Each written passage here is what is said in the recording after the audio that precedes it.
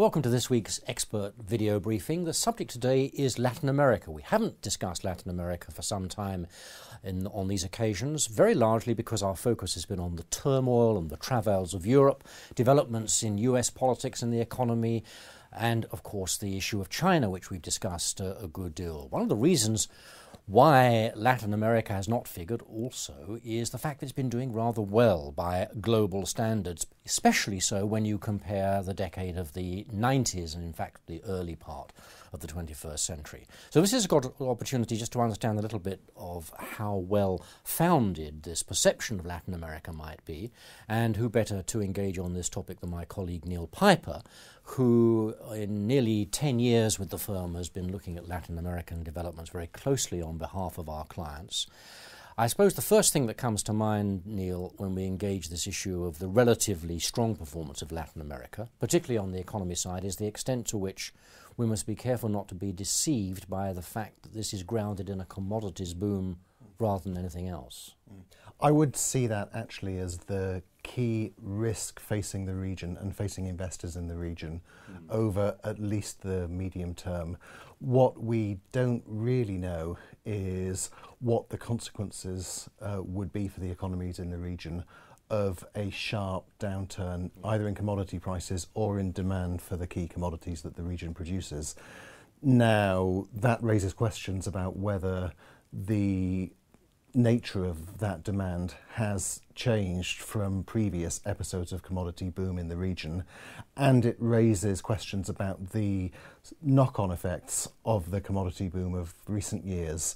One trend that I think we can identify is the growth of a real middle class within most of Latin America, and that middle class consumes, which means that a lot of growth, particularly in recent years as commodity exports have slackened off, has been domestic demand driven.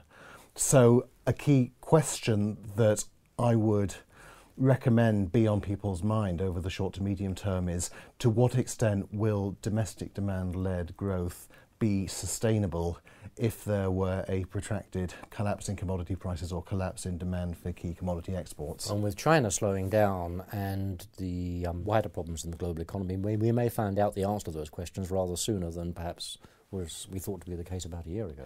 Indeed, and I think it's particularly important to emphasise that there have been periods of commodity-led growth and periods of commodity-led boom, indeed, many times over the course of the 20th and indeed the 19th century, and the extent to which, while each of those episodes was going on, people thought that this time it was different, yes, exactly, is quite striking. We're rather familiar, of course, from the 1990s and earlier with macro mismanagement across the region in all the major countries pretty well. We're very familiar with a sorry tale of thwarted democracy, of military rule, of very unsatisfactory political arrangements. Looking back over the last 10 years, how would you rank some of the major countries and indeed the region generally on those scorecards? Well, one of the striking things over the past decade is that democratically elected governments and elections characterised by a more participatory form of democracy have become the norm and have essentially become the accepted way that things are done. You mean high turnout, for example, and genuine political parties and participation in that sort of vibrant, real sense? I think political parties are still relatively weak in much of the region, but high turnout and a relatively free and fair process that produces a result that is respected. And it's quite striking that there have been episodes of less democratic practice over recent years. So I'm thinking, for example, about the coup in Honduras. Yeah. But the almost universal consensus on how those episodes should be resolved is through a return to participatory electoral democracy. So we see an episode currently playing out in Paraguay, and again, it's too early to say how that will be resolved. But the sort of message almost universally is that it will be through some sort of electoral process. Let's talk about a couple of things that are particularly germane to investors and businesses in the region. One is insecurity, and the other is inequality. The first, something of immediate consequence, the second, something of longer standing and a slower burning fuse. I think insecurity in Latin America is nothing new. What has perhaps changed in recent years is where the focus of that insecurity has been.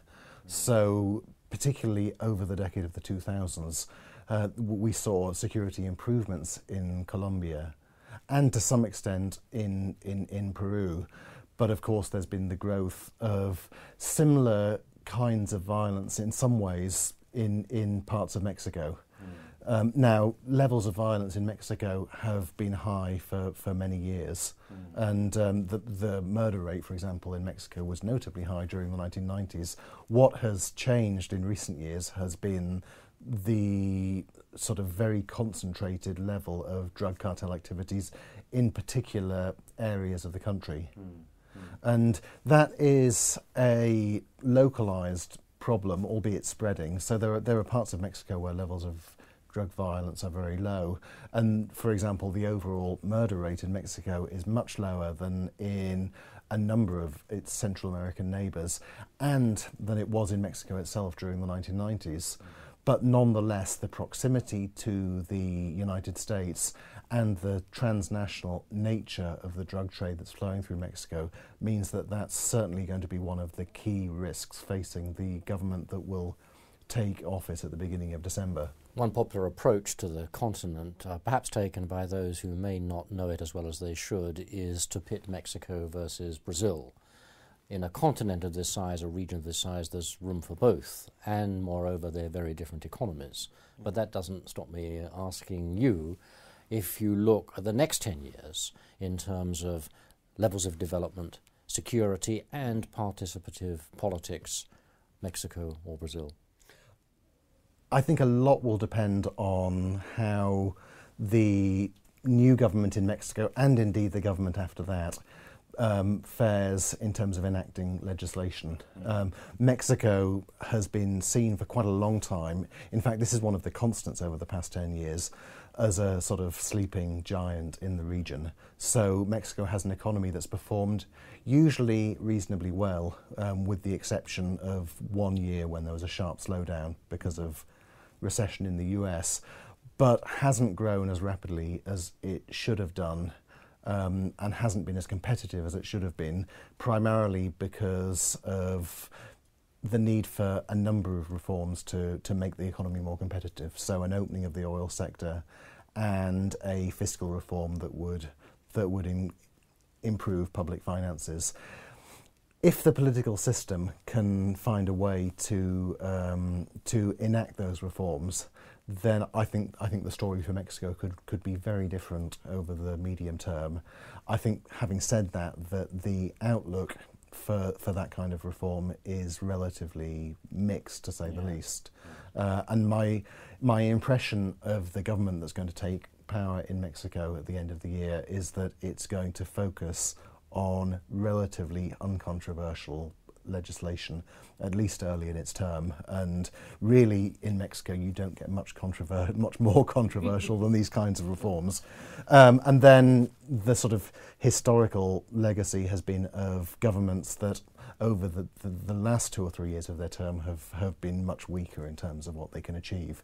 So the reform outlook for Mexico is relatively poor, which means that the story, despite the change of government, is likely to be one of continuity there. All right, Neil, thanks very much for those observations and also for the many years of analysis of the region for clients. I do hope you've enjoyed this discussion. We do spend a lot of time analysing, shedding light on developments of politics and business in Latin America. And if you'd like to find out more about that work and our advisory work in that area, then do please contact us via our website. We very much look forward to hearing from you, and thanks for watching this video.